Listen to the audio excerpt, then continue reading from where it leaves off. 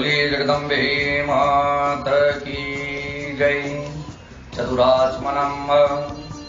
ओम ऐं आत्मतत्त्वं शोधयामि नमः स्वाहा। ओम ह्रीं विद्यातत्त्वं शोधयामि नमः स्वाहा। ओम क्लीं शिवतत्त्वं शोधयामि नमः स्वाहा। ओम ऐं ह्रीं क्लीं सर्वतत्त्वं शोधयामि नमः स्वाहा। अथ नवार्णः श्री गणपतिर्जयति। ओम अष्टश्रीनवानमस्त्रस्य ब्रह्म विष्णु रुद्राऋषयः गायत्री मनुष्यो भक्षन्तांसि श्री महाकाली महालक्ष्मी महासरस्वत्यो देवताः। ऐं बीजं ह्रीं शक्तिः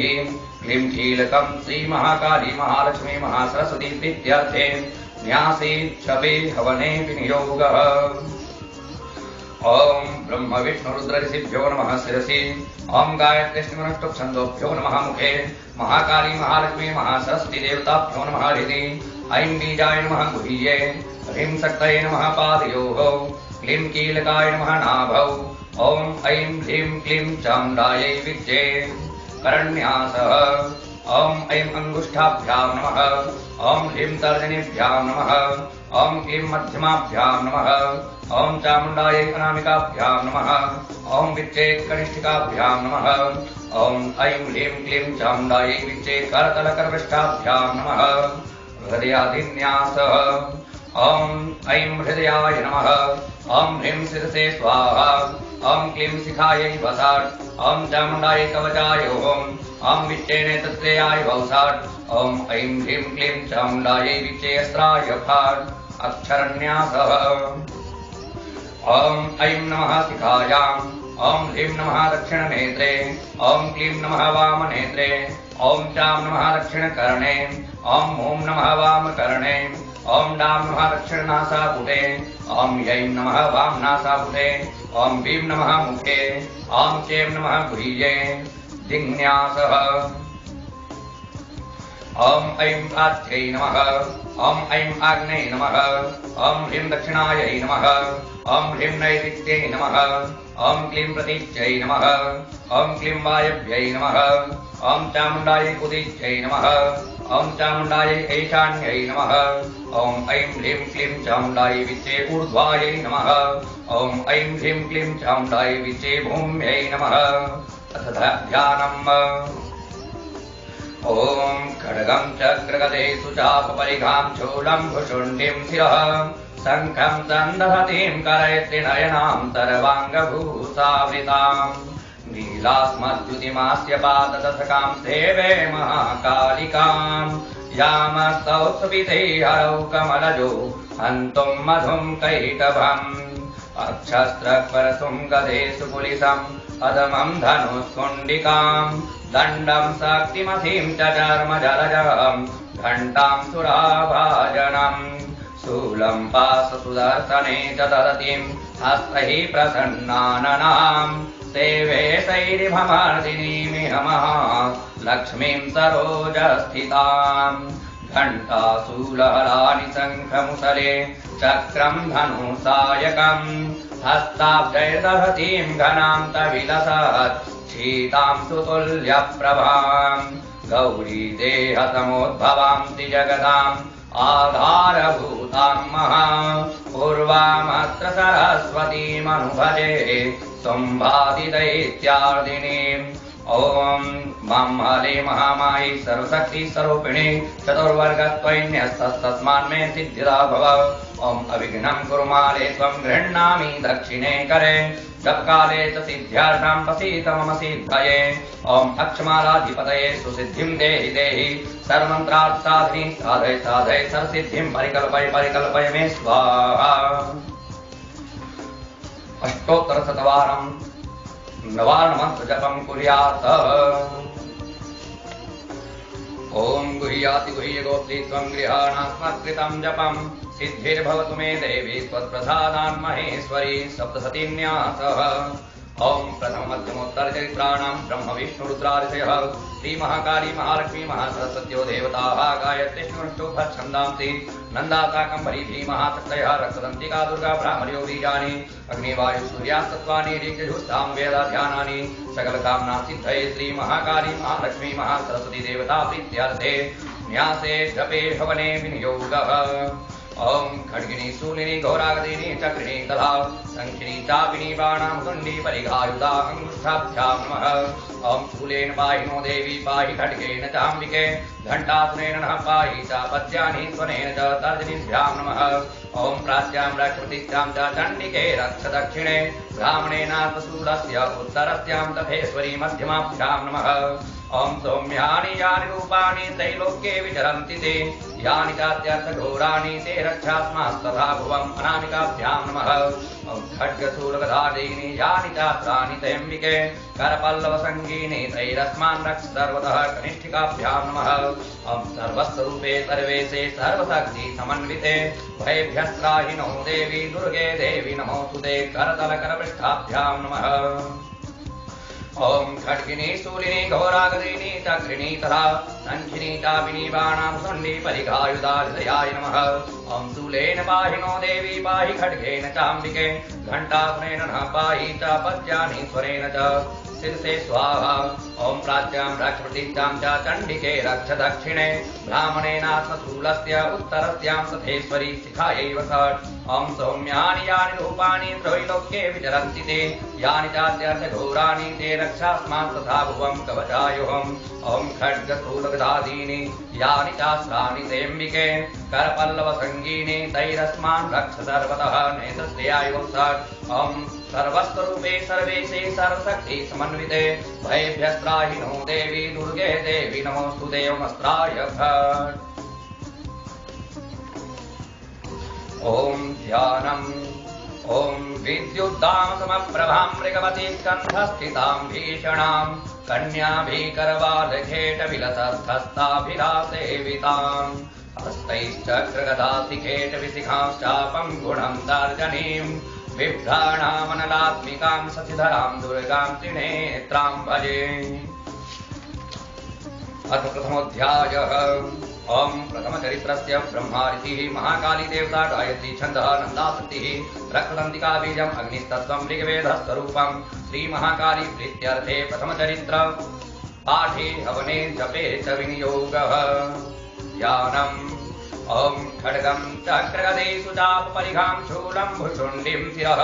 शङ्खं सन्दधतीं करैस्त्रिनयनां सर्वाङ्गभूतावृताम् नीलास्मद्युतिमास्य पाददशकां देवे महाकालिकां यामस्तौस्वपिते हरौ कमलजो हन्त्वं मधुं कैटभम्। बोलिए जगदम्बे मात की जय। ओम नमश्चण्डिकायै। ओम ऐं मार्कण्डेयुवाच सावर्णिः सूर्यतनयो यो मनु कथ्यते स्मः निशामय तदुत्पत्तिं विस्तरात् ददतो मम महामायानुभावेन यथा मन्वन्तराधिपः स बभूव महाभागः सावर्णिस्तनयोरवे स्वारोचिसेन्तरे पूर्वं चैत्रवंशसमुद्भवः सुरथो नाम राजा भूतमस्ते क्षितिमण्डले तस्य बाल्यतः सम्यक् प्रजापुत्राणि पौरथान् बभूवः शत्रुवो भूपः कोलाविध्वंसिनस्तदा तस्य तैलभवत्युद्दामति प्रबलदण्डिनः न्यूनैरपि तथैर्युद्धे कोलाविध्वंसिभिर्यतः ततः स्वपुरमायातो निजदेशाधिपोऽभवत् आक्रान्तः स महाभागस्तैस्तदा प्रबलार्भिः अमात्यैर्बलिभिर्दुष्टैर्दुर्बलस्य दुरात्मभिः कोसो बलं चापहृतं तत्रापि स्वपुरे ततः ततो मृगया व्याजेन हतस्वाम्यहत भूपतिः एकाकी हयमारुह्य जगामगहनं वनं तत्तत्रासममत्राक्षिद्विजवर्यस्य मेधसः प्रशान्तस्वापदाकीर्णिं मुनिशिष्योपशोभिताम् तस्थौ कञ्चित्कालं च मुनिना तेन सच्चितः इतश्चेतश्च विचरः तस्मिन् मुनिवराश्रमे सोचिन्तयत्तदा तत्रां मत्वा क्लिष्टचेतनः मत्पूर्वहे पालितं पूर्वं मया हीनं पुरं हितात् मद्धृत्यैस्तैरसधृत्यै धर्मतः पालितेन वा न जाने स्पृधानो मे शूरहस्ति सदा मदः मम वैरिव संयातः कान् भोगानुपलप्स्यते ये ममानुगता नित्यं प्रसादधनभोजनैः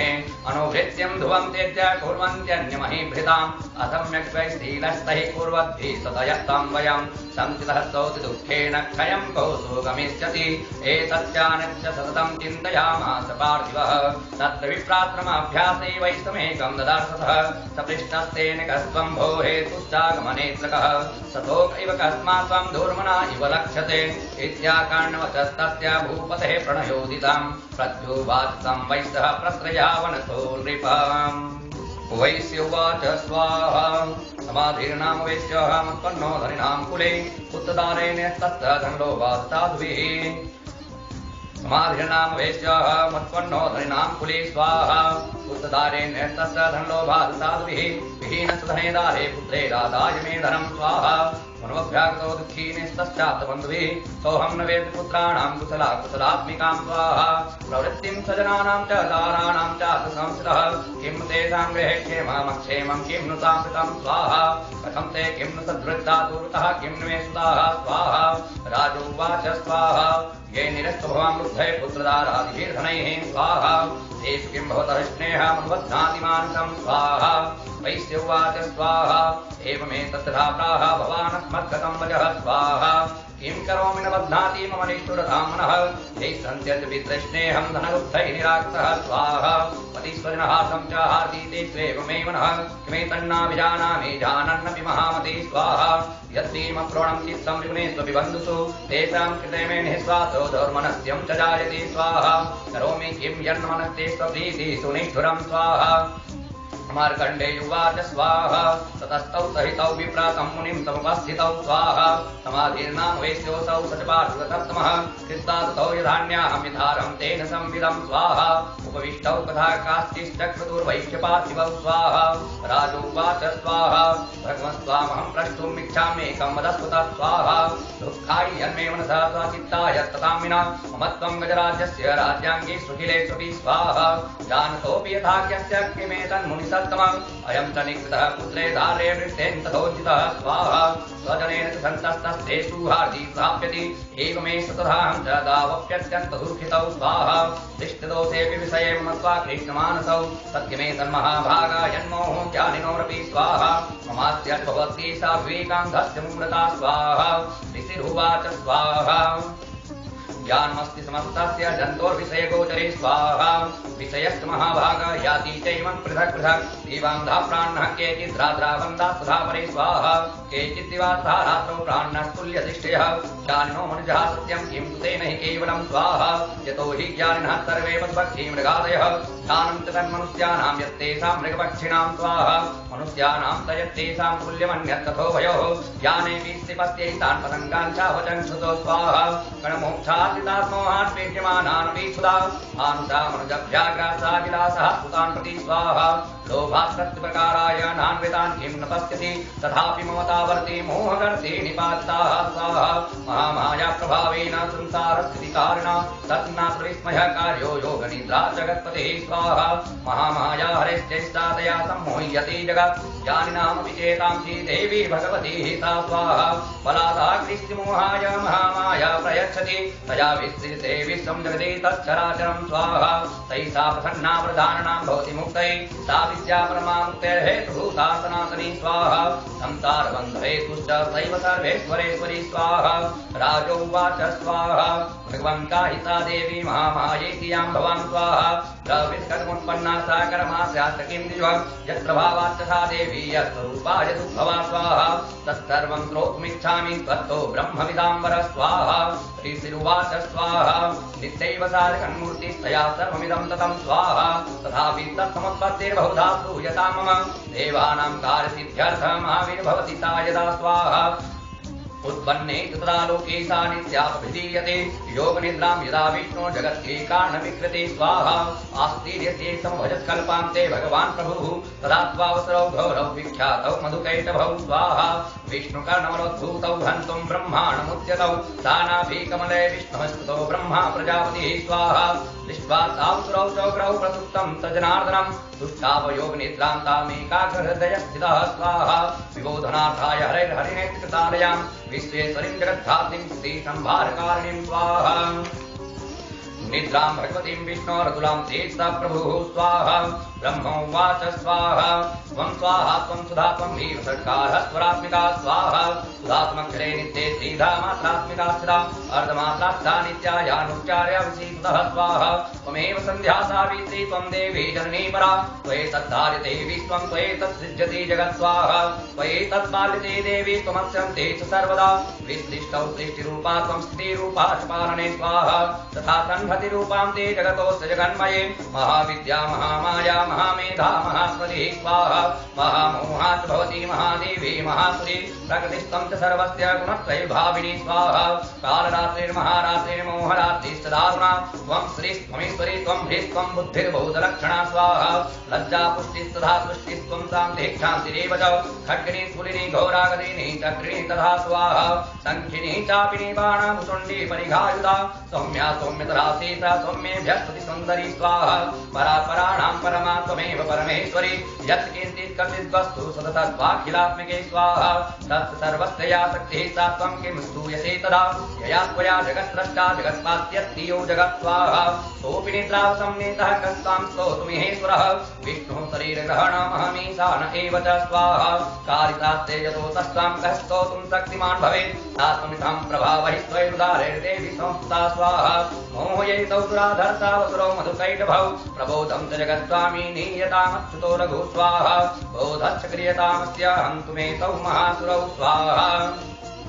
ऋषिरुवाच स्वाहा हेमस्तुता देवी तामसी तत्र वेदसा विष्णुः प्रबोधनार्थाय निहन्तुं मधुकैटभौ स्वाहा नेत्रासनात्कां बाहुहृदयेभ्यस्तथोरतः स्वाहा निर्गम्यदर्शने तस्थो ब्रह्मणो व्यक्तजन्मनः उत्तस्थौ स जगन्नाथस्तया मुक्तो जनार्दनः स्वाहा एकान्वैः शयना ततः स ददृशेचतौ तद्दुःखैटभौ दुरात्मानावतिवीर्यपराक्रमौ स्वाहा क्रोधरक्ष्यक्षणावत्तं ब्रह्माणं जलितोद्यमौ समुत्थाय तस्थाभ्यां युयुधै भगवान् हरिः स्वाहा पञ्चवर्षसहस्राणि बाहुप्रहरणो विभुः तावप्यतिबलोन्मत्तो महामाया विमोहितौ स्वाहा उक्तवन्तो वरस्मत्तो व्रियतामिति केशवं स्वाहा श्रीभगवानुवाच स्वाहा भवेता मध्यमे तुष्टौ मम वध्याौ भावपि स्वाहा किमन्नेन वरेणात्र एतावत् जीवितं मम स्वाहा ऋषिरुवाच स्वाहा वञ्चिताभ्यामिति तदा सर्वमापोमयं जगत् स्वाहा विलोकिताभ्यां गदितो भगवान् कमलेक्षणः आवां जयेन यत्रोर्वी शरीरेण परिप्लुता स्वाहा ऋषिरुवाच स्वाहा तथेत्युक्त्वा भगवता शङ्खचक्रगदाभृता कृत्वा चक्रेण वेच्छिन्ने जगने शिरसीतयोः स्वाहा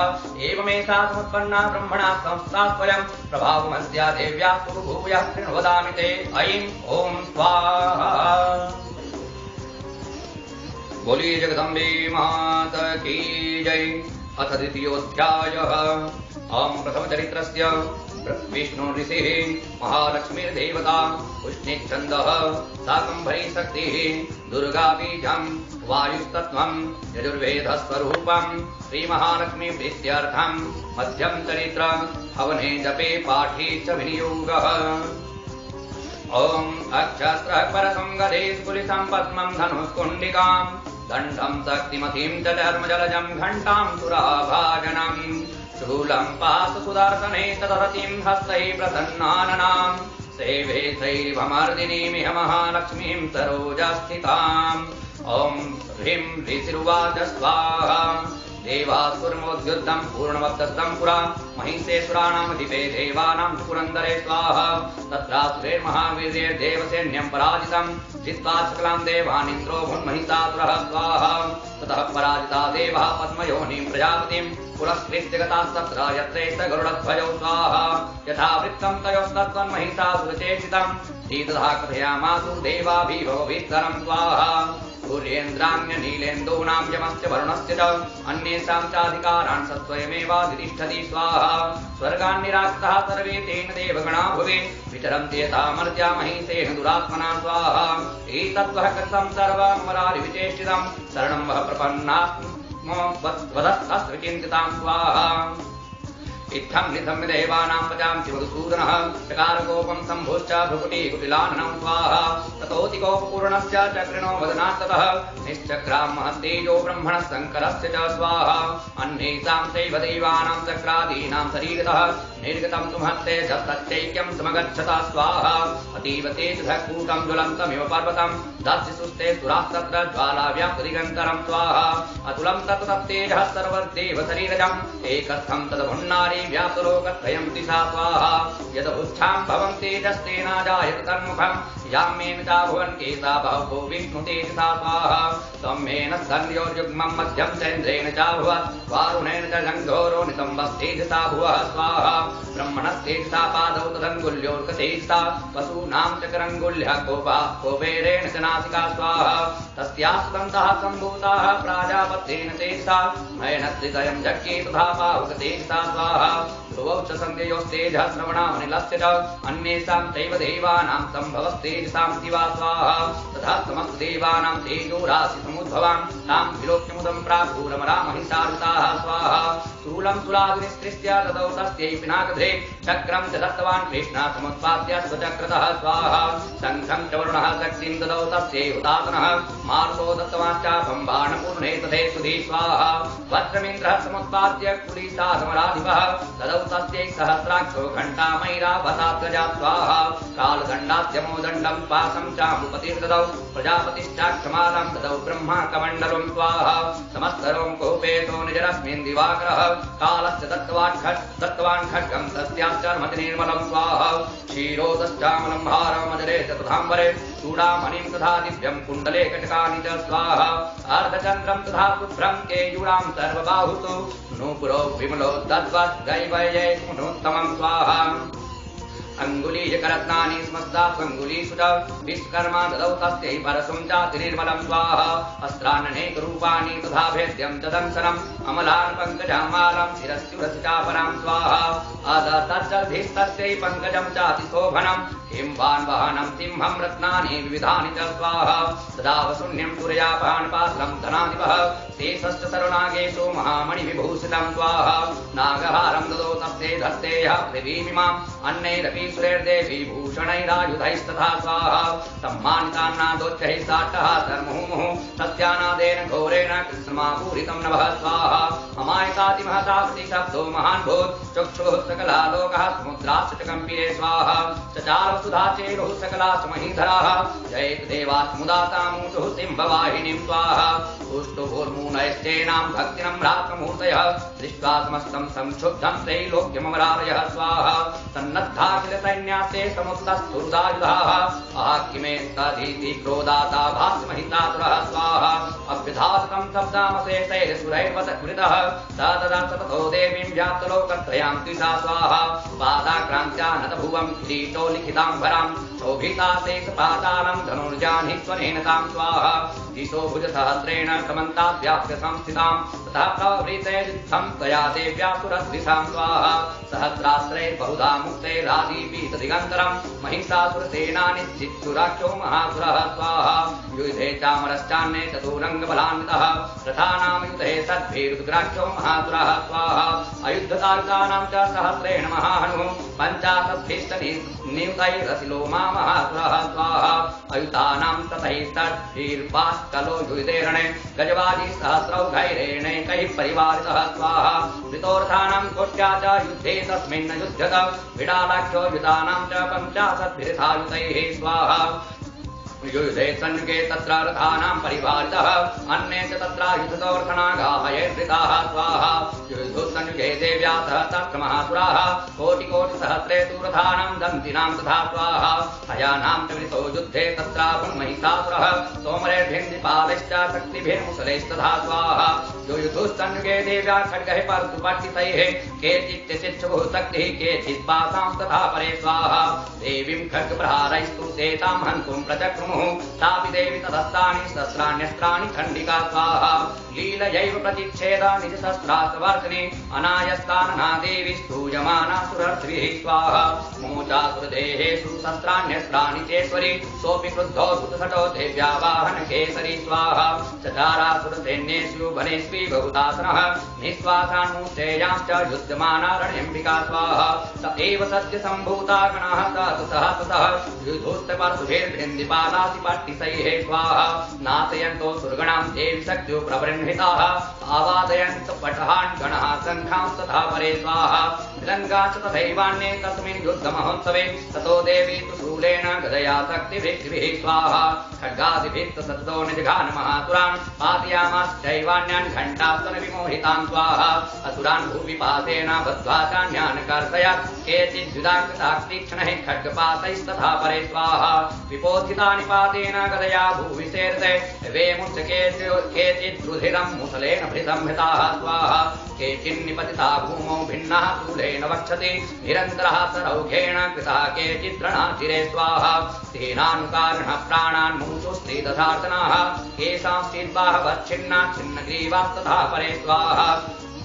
शिरांसिपे कुरन्नेषा मन्ये मध्ये विदारिताः विच्छिन्न जङ्घास्परे दुर्रुभ्यां महासुराः स्वाहा एकबाहवक्षिकर्णाः केचिद्देव्या द्विधा कृताः छिन्ने पिचान्ये शिरसि पतिताः पुनरुत्थिताः स्वाहा बन्धाय युधुर्देव्या गृहीत परमान्धाः नन्दितुश्चापरे तत्र युद्धे सूर्यलयाश्रिताः स्वाहा बन्धाच्छिन्न शिरसा खड्गशक्तृष्टिपाणयः तिष्ठतिष्ठेति भासन्तो देवी मन्ये महासुराः स्वाहा पातुतैरथनागा स्वैरसुरेश्च वसुन्धरा अगम्याता भवत्सत्रा यत्रा भुत्समहारणाः स्वाहा सौनितौघा महानद्यस्तस्य प्रसोत्रुः मध्ये चासुरसैन्यस्य वारणासुरवादिनां स्वाहा क्षणेन तन्महासैन्यमसुराणां तथाम्बिका निन्ये क्षयं तथा वह्निः तृणधारु महाचयं स्वाहा तत्सिंहो महानादामुत्सृजन् धूतकेसरः शरीरेभ्यो मरारीणामसूनीव विचिन्वति स्वाहा देव्या गणैस्ततैस्तत्र कृतं युद्धं महासुरैः यथैषां तु दुर्देवः पुष्पवृष्टिमुचो दिवि ॐ स्वाहा दम्बे मात की जय। अथ तृतीयोऽध्यायः ॐ उद्यद्भां सहस्रकान्तिमरुणक्षौमां शिरो मालिकां रक्तालीप्तपयोधरां जपवटीं विद्यामभीतिं वरम् हस्ताब्जैर्दधतीं त्रिनेत्रविलसत्वक्त्रारविन्दस्त्रियम् देवीं बद्धहिमान्तुरात्ममुकुटां वन्दे रविन्दस्थितां बोलिए जगदम्बे मात की जय। ओम ऋषिरुवाच निहन्यमानं तत्तेन्यम् अवलोक्य महासुरः सेनानित्यच्छुरः कोपाध्ययो योद्धुमथाम्बिकां स्वाहा सदेवीं दरवर्तेन ववर्ष समरेसुरः यथा मेनुगृहे सङ्गं तोयवर्तेन तोयदः स्वाहा तस्य छित्त्वा ततो देवी लीलयैव सरोत्करान् जघान् दुर्गान् बाणैर्यन्तारं चैव वादिनां स्वाहा छेदात्तद्योधजं चाति समुच्छ्रितं दिव्याश्चैव गात्रेषु छिन्वधन्वा नमासुकैः स्वाहा तच्छिन्वधन्वा विरथो हतातो हतसारथिः अभ्यधावतां देवीं खड्गचर्मधरोसुरः स्वाहा सिंहमाहत्य खड्गेन तीक्ष्णधारेण मूर्धनि आजघानभुजे सभ्ये देवीमप्यतिवेगवान् स्वाहा तस्याः खड्गो भुजं प्राप्य प्रपालनपनन्दनः ततो जग्राह शूलं स गोपाधर्मलोचनः स्वाहा शिक्षेपात् ततस्तत्रु भद्रकाल्यां महासुरः जाज्वल्यमानं तेजोभिरविबिम्बमिवाम्बिरा स्वाहा दृष्ट्वा तदापतच्छूलं देवी शूलममन्त्रित तच्छूलं सुधातेन नीतं स च महासुरः स्वाहा अतीतस्मिन् महावीर्ये महिषः ततमुपतौ आजगां गजारोढश्चामरस्त्री तथासनः स्वाहा सोऽपि शक्तिं मोचात देव्यास्तामम्बिकासुतं हुङ्काराभिरतां भूमौ पातयामास निष्प्रभां स्वाहा भग्नां शक्तिं निपतितां दृष्ट्वा क्रोधसमन्वितः शिक्षेप चामरः शूलं बाणैस्तदपि साक्षिणः स्वाहा ततः सिंहासमुत्पत्य गजकुम्भान्तरे स्थितः बाहुयुद्धेन युधे तेनोच्चैस्थितधारणा स्वाहा युध्यमानौ ततोस्तौ तु तस्मान्नागान्महिं गतौ युयुधाते संरद्धौ प्रारैरतु दारुणैः स्वाहा ततो वेगार्थमुत्पत्य निपत्य च मृगारिणा करप्रहारेण शिरश्चामरश्च पृथक् कृतं स्वाहा उदग्रश्चरणे देव्या शीलावृक्षादिभिर्हतः दन्तमुष्टितलश्चैव करालश्च निपातितः स्वाहा देवी क्रुद्धा पादेश्चूर्णयामास चोद्धतम् वास्कनं भिन्दिपालेन बाणैस्ताम्रस्तथाम्जकं स्वाहा उग्रास्कमुग्रवीर्यं च तथैव च महाहनं त्रिनेत्रा च त्रिशूलेन जघान परमेश्वरी स्वाहा विडालस्यासिनाकाय पातयामास वैशिरः दुर्धरं दुर्मुखं चौभौ तरर्निन्नेयमच्छयं स्वाहा एवं सङ्क्षीयमाने तु स्वसैन्यमहिषासुरः माहितेन स्वरूपेण त्रासयामास तान् गणां स्वाहा कांश्चित्कुण्डप्रहारेण घूर्क्षेपैस्तथा परान् लाङ्गूलतादिताश्चान्यान् सिंहाभ्यां च विदारितां स्वाहा वेगेन कांश्चित्परान्नादेन भ्रमणेन च निस्वात्पवनेनान्यान् पातयामास भूतले स्वाहा निष्पाद्य प्रमथानीकम् अभ्यधावत सोऽसुरः किं हन्तुं महादेव्यः कोपं चक्रे ततोऽम्बिका स्वाहा सोऽपि कोपान् महावीर्यः घोरक्षुण्णमहीतलः शृङ्गाभ्यां पर्वतानुष्ठां शिक्षेप जननाद च स्वाहा वेगभ्रमण विक्षुण्णामहीतस्य वसीर्यत लाङ्गूलेन तश्चाब्धिः प्लावयामास सर्वतः स्वाहा भूतशृङ्गविभिन्ना च खण्डं खण्डं जयोर्घनाः स्वासानिलस्तः सततो नीपेतूर्णभसोचलाः स्वाहा इति क्रोधमात्मातः महावदन्तं महासुरं दृष्ट्वा सा चण्डिका कोपं तत्त्वधाय तदा करो स्वाहा शास्यत्वा तत्त्वेपातं तं बबन्ध महासुरं तद्याजमाहितं रूपं सोऽपि बद्धो महामृधे स्वाहा ततः सिंहो भवत्सज्जो यावत् तस्याम्बिकाशिरः छिनस्ति तावत् पुरुषः खड्गपाणिरधिष्ठित स्वाहा तत एवात् पुरुषं विचिच्छेदसायकैः तं खड्गचर्मणा सार्धं ततः तो भुन्महागजः स्वाहा करेण च महासिंहं तं च कर्ष जगर्ज च कर्षतस्तु करं देवी खड्गेन निर्गृह्णतः स्वाहा ततो महासुरो भूयो माहितं वपुरास्थितः तथैव क्षोभयामास त्रैलोक्यं सचराचरं स्वाहा ततः क्रुद्धा जगन्माता चण्डिकापानमुत्तमम् अपौ पुनः पुनश्चैव जहातारुणलोचना स्वाहा ननर्दचासुरहस्तोऽपि बलवीर्यमदोद्धतः विषाणाभ्यां शिक्षेप चण्डिकां प्रतिभूधरां स्वाहा सात्तां प्रहितांसेन चूर्णयन्ती सरोत्करैः उवाच तं मदोद्धूतां सरागाकुलक्षरं स्वाहा देव्योवाच गर्ज गर्जनं मूढामधुयावस्विवाम्यहं मया त्वयि हतेत्रैव गर्जिष्यन्त्यासु देवताः स्वाहा श्रीशिरुवाच स्वाहा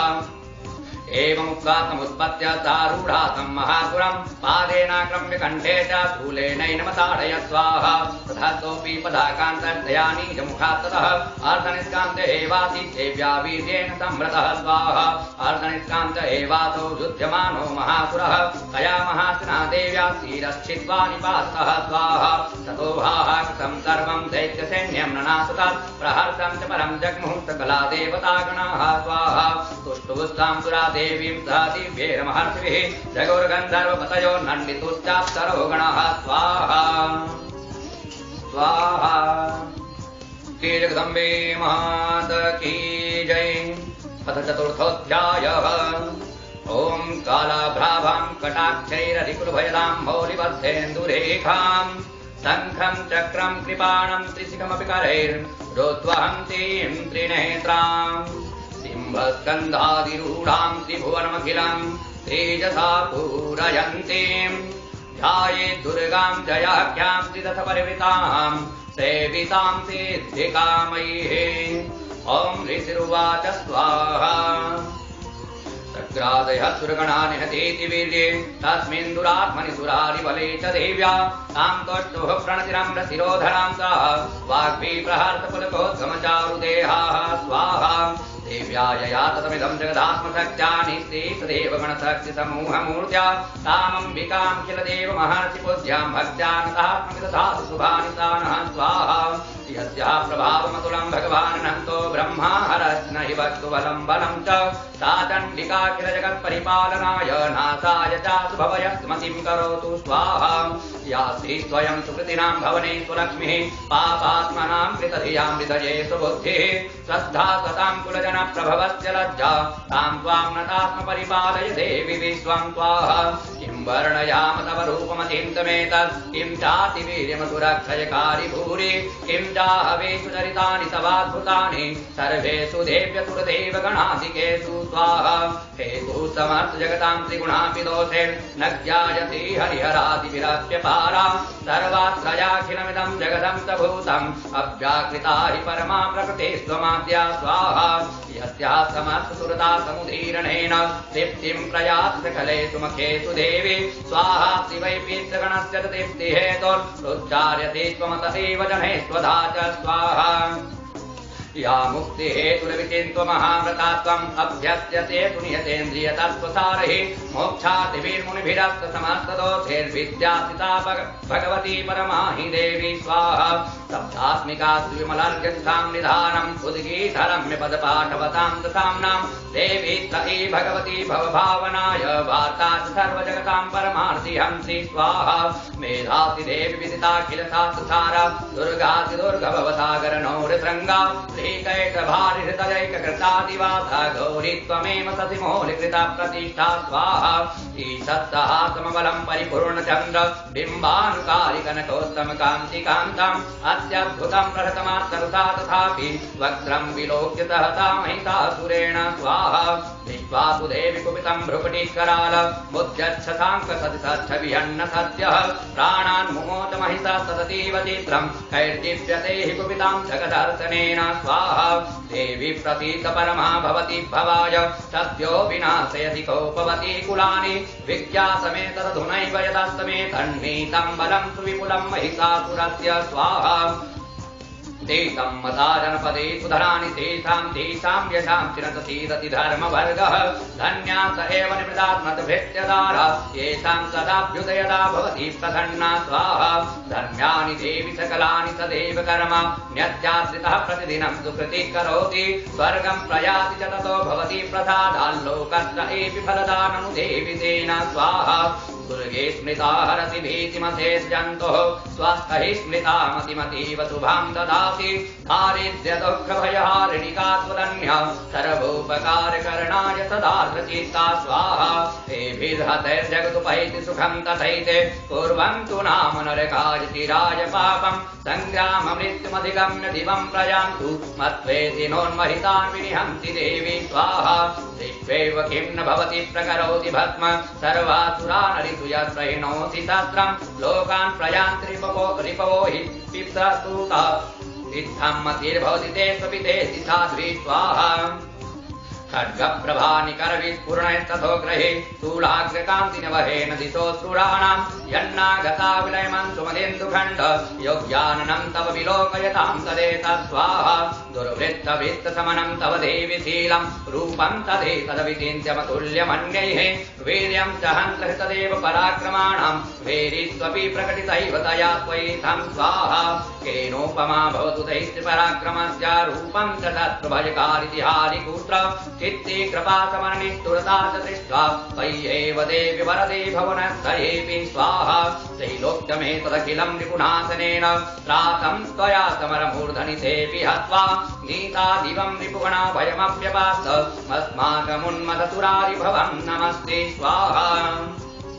शूलेन पाहि नो देवी पाहि खड्गेन चाम्बिके घण्टासुरेण नः पाहि चापद्यानि स्वरेण च प्राच्यां रक्षपतीश्चां च चण्डिके रक्ष दक्षिणे ब्राह्मणेनात्मशूलस्य उत्तरस्यां तथेश्वरे सौम्यानि यानि रूपाणि त्रैलोक्ये विचरन्ति ते यानि चात्यर्थघोराणि तैरक्षास्मास्तथा भुवं खड्गशूलगदादीनि यानि शास्त्राणि तेऽम्बिके करपल्लवसङ्गीनि तैरस्मान् रक्ष सर्वतः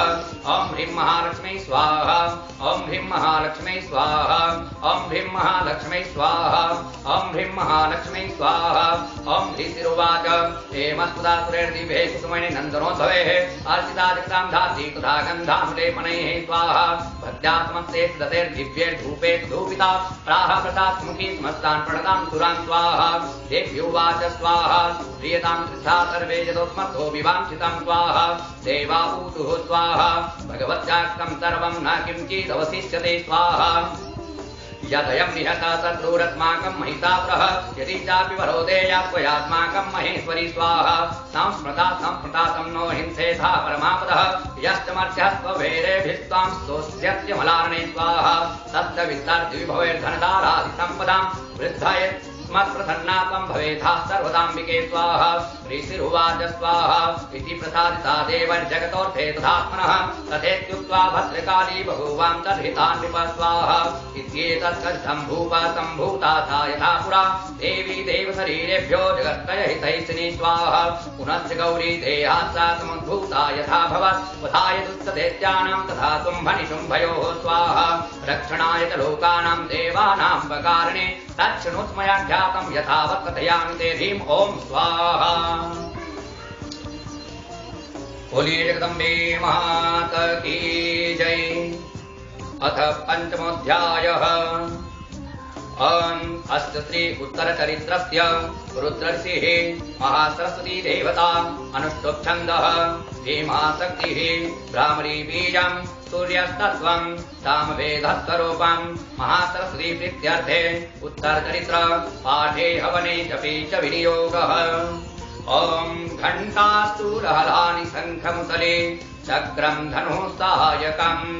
हस्ताब्जय दधतीं गणां तविलसात् शीतां सुतुल्यप्रभाम् गौरी देहतमुद्भवां त्रिजगताम् आधारभूतां महा पूर्वामत्र सरस्वतीमनुभजे तुम्भादितये इत्यार्दिनीम् कुलीर्जगदम्बे माता की जय। ओम क्लीं ऋषिरुवाच स्वाहा पुरा सम्मनसभाभ्यां सूराभ्यां सतीपतेः त्रैलोक्यं यज्ञभागाश्चार्तामदफलाश्रया स्वाहा तावेव सुरतां तत्त्वदधिकारां तथेन्दवं कुबेरमथयाम्यं च चक्रासि वरुणस्य च स्वाहा तावेव पवनर्थिं च चक्रतुर्वह्निकर्म च ततो देवा विनिर्धूता भृष्टराज्या पराजिताः स्वाहा साधिकारास्ताभ्यां सर्वे निराकिराकृताः महासुराभ्यां तां देवीं संस्मरं च पराजितां स्वाहा तयास्माकं वरो दत्तो यथा पत्तो स्मृताखलाः भवतां नाशयिष्यामि तत्क्षणात् परमापदः स्वाहा इति कृत्वा मतिं देवा हिमवन्तं नगेश्वरं जग्मुस्तततो देवीं विष्णुमायां प्रतष्टो स्वाहा देवा ऊचुः स्वाहा नमो देव्यै महादेव्यै शिवायै सततं नमः नमः प्रकृत्यै भद्रायै नियतः प्रणता स्मतां स्वाहा रुद्रायै नमो नित्यायै गौर्यै धात्र्यै नमो नमः ज्योत्सनायै केन्द्ररूपिण्यै सुखायै सततं नमः स्वाहा कल्याण्यै प्रणतां विद्यै सिद्ध्यै कुर्मो नमो नमः नैदित्ये भूभृतां लक्ष्मी सर्वाण्यै ते नमो नमः स्वाहा दुर्गायै दुर्गपारायै सारायै सर्वकारिण्यै ख्यात्यै तथैव कृष्णायै धूम्रायै सततं नमः स्वाहा अतिसौम्यातिरुद्रायै नतास्तस्यै नमो नमः नमो जगत्प्रतिष्ठायै देव्यै कृत्यै नमो नमः स्वाहा या देवी सर्वभूतेषु विष्णुमायेति संस्थिता नमस्तस्यै नमस्तस्यै नमस्तस्यै नमो नमः स्वाहा या देवी सर्वभूतेषु चैतन्यस्य विधीयते नमस्तस्यै नमस्तस्यै नमस्तस्यै नमो नमः स्वाहा या देवी सर्वभूतेषु बुद्धिरूपेण संस्थिता नमस्तस्यै नमस्तस्यै नमस्तस्यै नमो नमः स्वाहा या देवी सर्वभूतेषु निद्रारूपेण संस्थिता नमस्तस्यै नमस्तस्यै नमस्तस्यै नमो नमः स्वाहा या देवी सर्वभूतेषु क्षुधारूपेण संस्थिता नमस्तस्यै नमस्तस्यै नमस्तस्यै नमो नमः स्वाहा या देवी सर्वभूतेषु छायारूपेण संस्थिता नमस्तस्यै नमस्तस्यै नमस्तस्यै नमो नमः स्वाहा या देवी सर्वभूतेषु शक्तिरूपेण संस्थिता नमस्तस्यै नमस्तस्यै नमस्तस्यै नमो नमः स्वाहा या देवी सर्वभूतेषु तृष्णारूपेण संस्थिता नमस्तस्यै नमस्तस्यै नमस्तस्यै नमो नमः स्वाहा या देवी सर्वभूतेषु क्षान्तिरूपेण संस्थिता नमस्तस्यै नमस्तस्यै नमस्तस्यै नमो नमः स्वाहा या देवी सर्वभूतेषु जातिरूपेण संस्थिता नमस्तस्यै नमस्तस्यै नमस्तस्यै नमो नमः स्वाहा या देवी सर्वभूतेषु लज्जारूपेण संस्थिता नमस्तस्यै नमस्तस्यै नमस्तस्यै नमो नमः स्वाहा या देवी सर्वभूतेषु शान्तिरूपेण संस्थिता नमस्तस्यै नमस्तस्यै नमस्तस्यै नमो नमः स्वाहा या देवी सर्वभूतेषु श्रद्धारूपेण संस्थिता नमस्तस्यै नमस्तस्यै नमस्तस्यै नमो नमः स्वाहा या देवी सर्वभूतेषु कान्तिरूपेण संस्थिता नमस्तस्यै नमस्तस्यै नमस्तस्यै नमो नमः स्वाहा या देवी सर्वभूतेषु लक्ष्मीरूपेण संस्थिता नमस्तस्यै नमस्तस्यै नमस्तस्यै नमो नमः स्वाहा या देवी सर्वभूतेषु वृत्तिरूपेण संस्थिता नमस्तस्यै नमस्तस्यै नमस्तस्यै नमो नमः स्वाहा या देवी सर्वभूतेषु स्मृतिरूपेण संस्थिता नमस्तस्यै नमस्तस्यै नमस्तस्यै नमो नमः स्वाहा या देवी सर्वभूतेषु दयारूपेण संस्थिता नमस्तस्यै नमस्तस्यै नमस्तस्यै नमो नमः स्वाहा या देवी सर्वभूतेषु तुष्टिरूपेण संस्थिता नमस्तस्यै नमस्तस्यै नमस्तस्यै नमो नमः स्वाहा या देवी सर्वभूतेषु मातृरूपेण संस्थिता नमस्तस्यै नमस्तस्यै नमस्तस्यै नमो नमः स्वाहा या देवी सर्वभूतेषु भ्रान्तिरूपेण संस्थिता नमस्तस्यै नमस्तस्यै नमस्तस्यै नमो नमः नमः स्वाहा इन्द्रियाणामधिष्ठाति भूतानां चाखिलेषु या भूतेषु सततं तस्यै व्याप्तिदेव्यै नमो नमः स्वाहा चेतिरूपेण या कृष्णामेतद्व्याप्य स्थिता जगत् नमस्तस्यै नमस्तस्यै नमस्तस्यै नमो नमः स्वाहा सुरैः पूर्वमभीष्ट सन्त्रयात् तथा सेन्द्रेण दिने सुसेविता करोतु सा नः शुभहेतुरीश्वरी शुभानि भद्राण्यभिहन्तु चापदः स्वाहा या साम्प्रतं चोद्धतदैत्यतापितै रश्माभिरीशात् सुरैः नमस्यते या च स्मृता तत्क्षणमेव हन्ति नः सर्वापदो भक्तिविनं न मूर्तिभिः स्वाहा ऋषिरुवाच स्वाहा एवं त्वादियुक्तानं देवानं तत्र पार्वती स्नातुमभ्याययोतो ये जानभ्यानिपनं स्वाहा सा प्रवृत्तां तुरान्तुभ्योर्भवद्भिः स्तुयतेऽत्रका शरीरकोशतश्चास्यासमुद्भूता प्रवीक्षिवा स्वाहा स्तोत्रं ममैतत्क्रियते शुम्भदैत्यनिराकृतैः देवैः समेतैः समरेण शुम्भेन पराजितैः स्वाहा शरीरकोशाद्यत्यस्याः पार्वत्या निःसृताम्बिका कौशिकी समस्तेषु ततो लोकेषु गीयते स्वाहा तस्यां विनेकदायां तु कृत्स्ना भूत्सापि पार्वती कालिकेत् समाख्याता हिमाचलकृतात्रया स्वाहा ततोऽम्बिकां परं रूपं बिभ्राणां सुमरोहरं दर्शचण्डो मुण्डस्याभित्यौ सुम्भनिसुम्भयोः स्वाहा ताभ्यां सुम्भाय चाख्याता अतीव सुमनोहरा काव्यास्ते श्रीमहाराज भासयन्ति हिमाचलं स्वाहा नैव तादृक्वचिद्रूपं दृष्टं केनचिदुस्तवं जायतां काव्यतो देवी गृह्यतां चासुरेश्वर स्वाहा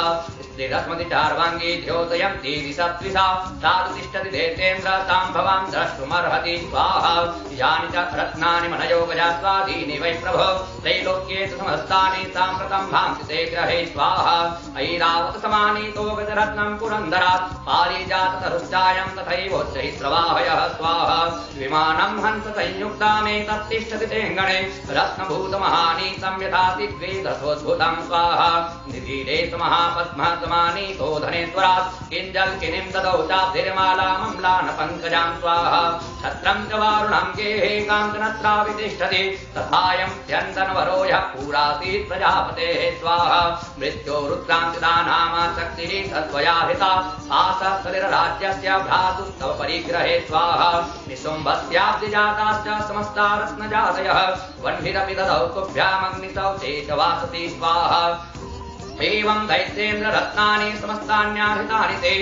रत्नमेत्सा कल्याणी त्वया कस्मान्न गृह्यते स्वाहा ऋषिरुवाच स्वाहा निसम्मेति वचः शुम्भः स तदा दण्डमुण्डयोः प्रेषयामास सुग्रीवं दूतं देव्या महासुरं स्वाहा इति चेति वक्तव्या सा गत्वा वचनान्मम यथा चाभ्येति सम्प्रीत्या तथा कार्यं त्वया लघु स्वाहा ततत्र गत्वा यत्रास्ते शैलोत्ते दिशो वने सा देवी तां ततः प्राह सरक्षणं मधुरया गिरा स्वाहा भूतुवाच स्वाहा देवी दैत्येश्वरः शुम्भः त्रैलोक्ये परमेश्वरः दूतोऽहं प्रेषितस्तेन त्वस्तकात्मिहागतः स्वाहा अव्याहताख्यः सर्वासु यस्तदा देवयोनिषु निर्जिता किल दैत्याधिश्च यदाह शृणुष्वता स्वाहा मम त्रैलोक्यमखिलं मम देवावतानुगाः यज्ञभागानहं सर्वानुपाश्नामि पृथक् पृथक् स्वाहा त्रैलोक्ये वररत्नानि मम वस्यान्यशेषतः तथैव गजरत्नं चाधित्वा देवेन्द्रवाहनं स्वाहा क्षीरोदमथनोद्भूतामस्वरत्नं ममामरेः उच्चैः श्रोतसंज्ञं तत्प्रणिपत्य समर्पितं स्वाहा यानि चान्यानि देवेषु गन्धर्वेषु ऋगेषु च रत्नभूतानि भूतानि तानि मय्यैव शोभने स्वाहा रत्नभूतां त्वां देवी लोके मन्यामहे वयं तात्मस्वानुपागच्छ यतो रत्नभुजो वयं स्वाहा मां वा मानुजं वापि निशुम्भमृविक्रमं भजत्वं चञ्चलापाङ्गी रत्नभूतासि वै यतः स्वाहा परमैश्वर्यमतुलं प्राप्स्यते मत्परिग्रह एतद्बुद्ध्या मत्परिग्रहतां व्रज स्वाहा ऋषिरुवाच स्वाहा इत्युक्ता सा तदा देवी गम्भीरां तस्मिता जगौ दुर्गा भगवती भद्राजयेदं धार्यते जगत् स्वाहा देव्युवाच स्वाहा सत्यमुक्तं त्वया नास्या मिथ्या किञ्चित् त्वयोदितं त्रैलोक्याधिपति शुम्भ निशुम्भश्चापिताधिसः स्वाहा किं तत्र यत्प्रतिज्ञातं मिथ्या तत्क्रियते कृतं श्रूयतामल्पबुद्धिः स्वाप्रतिज्ञाया कृता पुरा स्वाहा यो मां जयति सङ्ग्रामे यो मे दर्पं व्यपोहति यो मे प्रतिबलो लोके स मे भर्ता भविष्यति स्वाहा तदा गच्छतु शुम्भोऽत्र निशुम्भो वा महासुराः मां जित्वा किं चिरेणात्र पाणिं गृह्णातु मे लघु स्वाहा दूतुवाच स्वाहा स्वाहा अवलिप्तातिमेवं तं देवी ब्रूहि ममाकृतः त्रैलोक्ये कस्मात्तिष्ठे दग्रे त्वं मणिसंभयोः स्वाहा अन्येषामपि दैत्यानां सर्वे देवानभयुधि तिष्ठन्ति सम्मुखे देवी किं पुनस्ति त्वमेकिका स्वाहा इन्द्राद्या सकला देवास्तस्तुर्येषां न संयुगे सम्भातीनां कथं तेषां धीप्रया तत्सन्मुखं स्वाहा सा त्वं गच्छ मयैवोक्ता पार्श्वं त्वं मणिसंभयोः केशाकर्षण निर्धोता गौरवामागमिष्यति स्वाहा देव्योवाच स्वाहा एवमेतद्बलितुम्भो नितुम्बश्चाति वीर्यवान् किं करोमि प्रतिज्ञा मे यदनालोचिता पुरा स्वाहा सा त्वं गच्छ मयोक्तं ते तत्सर्वमादितः तदा तक्षात्रेन्द्राय स च युक्तं करोतु तत् ॐ स्वाहा बोलिए जगदम्बे मात की जय। षष्ठोऽध्यायः ॐ नागाधीश्वरवेष्टरां फणिफणोत्तंसोरुरत्नावली भास्वत्सेहलतां दिवाकरनिभां नेत्रत्रयोद्भासितां मालाकुम्भकपालनीरजकरां चन्द्रार्धचूडां परां सर्वज्ञेश्वरभैरवाङ्कनिलयां पदमावतीं चिन्तये। ॐ ऋषिरुवाच स्वाहा इत्याकर्णवचो देव्या स दूतोऽमर्थपूरितः समादष्टमागम्य दैत्यराजाय विस्तरा स्वाहा तत्सदूतस्य तद्वाक्यमाकर्ण्या सूररार्ततः चक्रोधः प्राह दैत्यानामधीपं धूम्रलोचनं स्वाहा हे धूम्रलोचनासु त्वं स्वसैन्यपरिवारितः समानय बलात्तुष्टां केशाकर्षण विफलां स्वाहा तत्परिश्रान्तः कश्चिद्यदीवोत्तिष्ठते परः स हन्तव्यो मरो वापि यक्षो गन्धर्व एव वा स्वाहा ऋषिरुवाच स्वाहा सेनाज्ञप्यस्तधातिग्नं स दैत्यो धूम्रलोचनः वृतः सहस्राणामसुराणां द्रुतं ययौ स्वाहा स दृष्ट्वा तां ततो देवीं तुहिनाचलसंस्थितां जगादोत्तहि प्रयाहीति मूलं तुम्भनिसुम्भयोः स्वाहा न चेत् प्रीत्यास्य भवति मद्भर्तारं वैसति ततो बलान्नयाम्ये स केशाकर्षण विफलां स्वाहा देव्योवाच स्वाहा दैत्येश्वरेण प्रहितो बलवान् वरसंवृतः बलान्नेति मामेवं ततः किं ते करोम्यहं स्वाहा ऋषिरुवाच स्वाहा इत्युक्तः सोऽप्यथावत्तामसुरो धूम्रलोचनः हुङ्कारेणैव तं भस्म सा चकाराम्बिका ततः स्वाहा अथ क्रुद्धं महासैन्यम् असुराणां तथाम्बिका ववर्तसायके तीक्ष्णैस्तथा शक्तिपरस्वदैः स्वाहा ततो भूतसटः कोपात्कृत्वानादं सुभैरवम् अपातासुरसेनायां सिंहो देव्या स्ववाहनः स्वाहा कांश्चित्करप्रहारेण दैत्यानासीन चापरान् आक्रम्यतादरेणान्यां स जघान महासुरां स्वाहा केषांश्चित् पाटयामास नखैकोष्ठानि केसरी तथा तलप्रहारेण शिरां कृतवान् पृथक् स्वाहा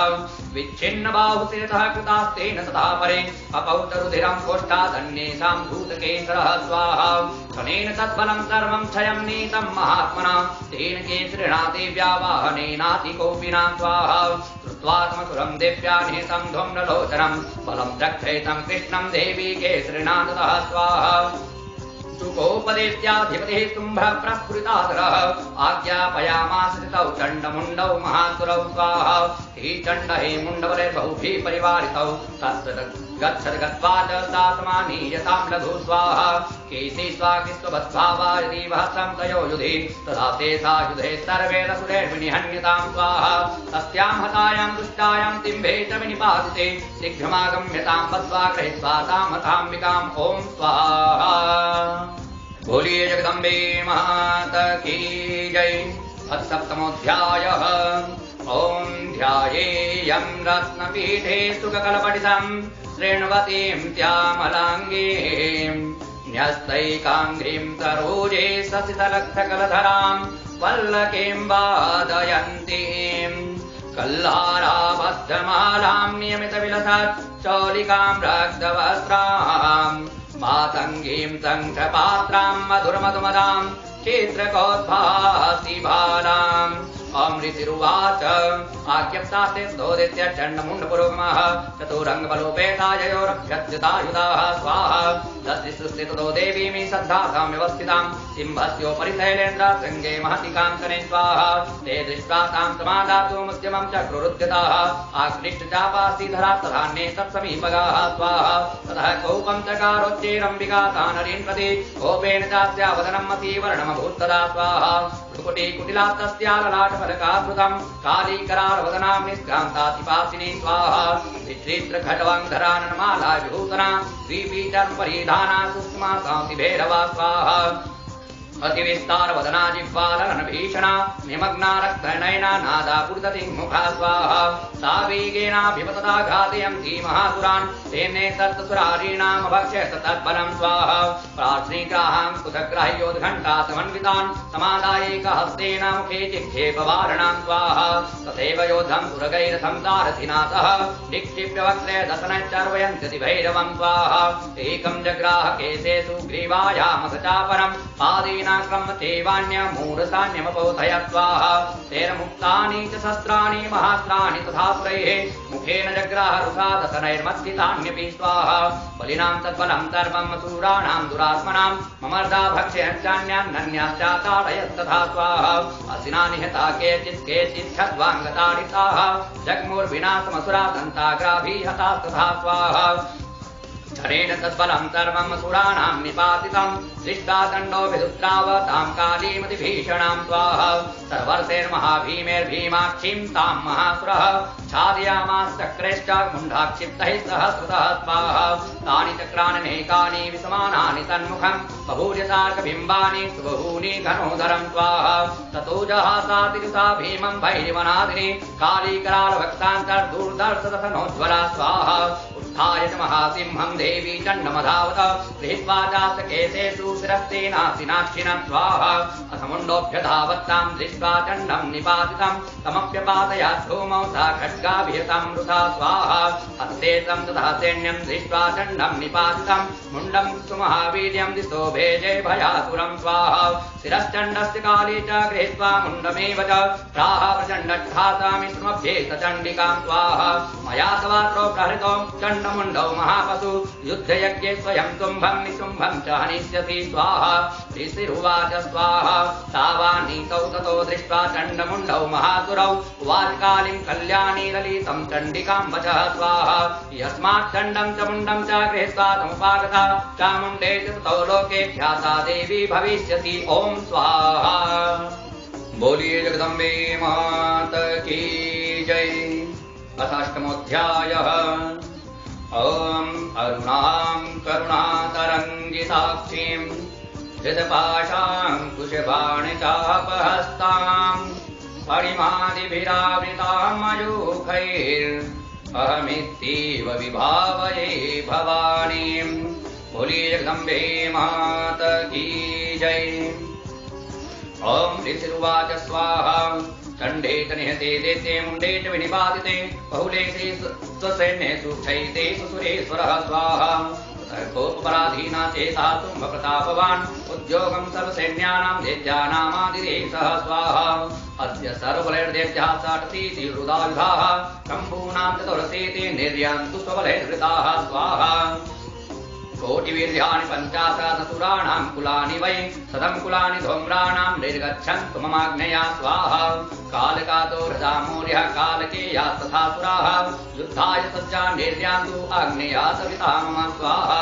इत्याज्ञाप्यासुरपतिः शुम्भो भैरवशासनः निर्जगाम महासैन्या सहस्रैर्बहुभिर्वृतः स्वाहा। आयान्तं चण्डिका दृष्ट्वा तत्सैन्यमतिभीषणं ज्यात्मनः पूरयामास धरणी गगनान्तरं स्वाहा। ततः सिंहो महानादमतीव कृतवान् नृप घण्टास्वनेन तन्नादम् अम्बिका चोप्रणीयत स्वाहा। धनुर्जासिंहघण्टानां नादापुरदिङ्मुखा निनादैर्भीषणैः काली जिज्ञे विस्तारितानना स्वाहा। तं निनादं स्वस्त्रेत्य चैत्य सैन्यचतुर्दिशं देवी सिंहस्तथा काली सरोसैः परिवारिताः स्वाहा। एतस्मिन्नन्तरे भूपा विनाशाय सुरद्विषां भवायामरसिंहानामतिवीर्यबलान्विताः स्वाहा। ब्रह्मेषु विष्णूनां तथेन्द्रस्य च शक्तयः शरीरेभ्यो विनिष्क्रम्य तद्रूपैश्चण्डिकां जयोः स्वाहा। यस्य देवस्य यद्रूपं यथा भूषणवाहनं तद्वत्सेव हि तच्छत्रीरसुरान्योद्धुमाययो स्वाहा। हंसयुक्तविमानाग्रे साक्षसुत्रकमण्डलुः आयाता ब्रह्मणा शक्तिर्ब्रह्माणि ताभिधीयते स्वाहा माहेश्वरी वृथारूढा त्रिशूलवरधारिणी महायुलया प्राप्ता चन्द्रलेखा विभूषणा स्वाहा कुमारी शक्तिहस्ता च मयूरवरवाहना योद्धमव्याययौ दैत्यानम्बिका गुहरूपिणी स्वाहा तथैव वैष्णवी शक्ति गरुडोपरि संस्थिता शङ्खचक्रगदासारं खड्गहस्ताभ्युपाययो स्वाहा यज्ञवाराहमतुलं रूपं या बिभ्रतो हरेः शक्तिः प्राप्याययौ तत्र वाराहिं बिभ्रति तनुं स्वाहा नारसिंहस्य बिभ्रति सन्दृशं वपुः प्राप्ता शस्त्रशराक्षेप क्षिप्रनक्षत्रसंहति स्वाहा वज्रहस्ताब्दैवैन्द्री गजराजोपरि स्थिता प्राप्ता सहस्रनयना यथा चक्रैस्तथैव सा स्वाहा तथा परिवृत्तिस्ता भीरिसानो देवशक्तिभिः हन्यन्तामसुरा शीघ्रं मम प्रीत्याह चण्डिकां स्वाहा ततो देवी शरीरातो विनिष्क्रान्तातिभीषणा चण्डिका शक्तिशरस्त्रुग्रा शिवा सतनिनादिनी स्वाहा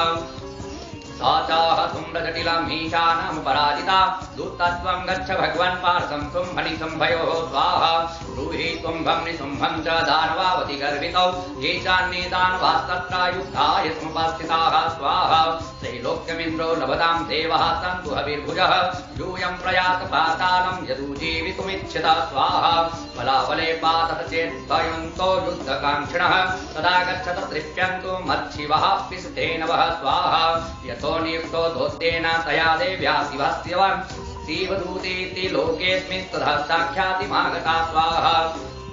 तेऽपि कृत्वा वचो देव्याः सर्वाख्यातं महासुराः अमर्तापूरिता यत्र अमर्तापूरिता जग्मुर्यस्य कात्यायनी स्थिता स्वाहा ततः प्रथममेवाग्रे सारशक्त्योष्टिवृष्टिभिः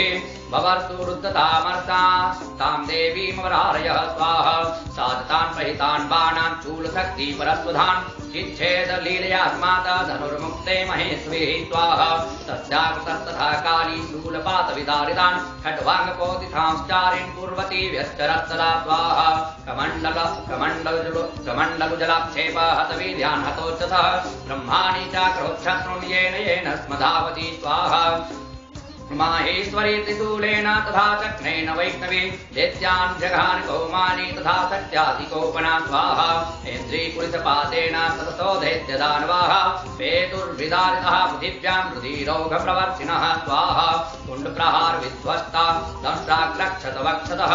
वाराहमूर्त्यान्यपतां चक्रेण च विदारिताः स्वाहा नखैर्विदारिताश्चान्यान् भक्षयन्ति महासुरान् नारसिंही च राजो नादा पूर्णदिगम्बरा स्वाहा चण्डाट्टहासैरसुरः शिवदुग्धभिदूषिताः पेतुः पृथिव्यां पतितांस्तांस्खादात् सदा स्वाहा सिद्धिमात्रगणं क्रुद्धं मर्दयन्तं महासुरान् दृष्ट्वाभ्युपायैर्विविधैर्दुर्देवारिसेनिका स्वाहा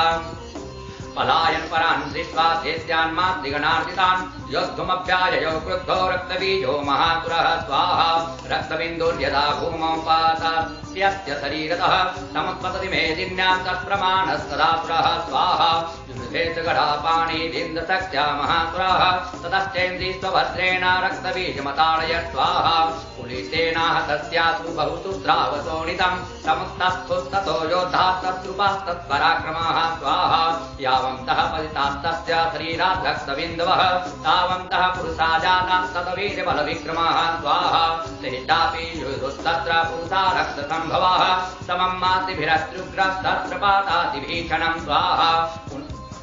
पुनश्च वज्रपातेन क्षतमस्य शिरो यदा कुवाहरक्तं पुरुषास्ततो जातः सहस्रतः स्वाहा वैष्णवी समरे चैनं चक्रेणाभिजघानः गदया ताडयामास ऐन्द्रीकमसुरेश्वरं स्वाहा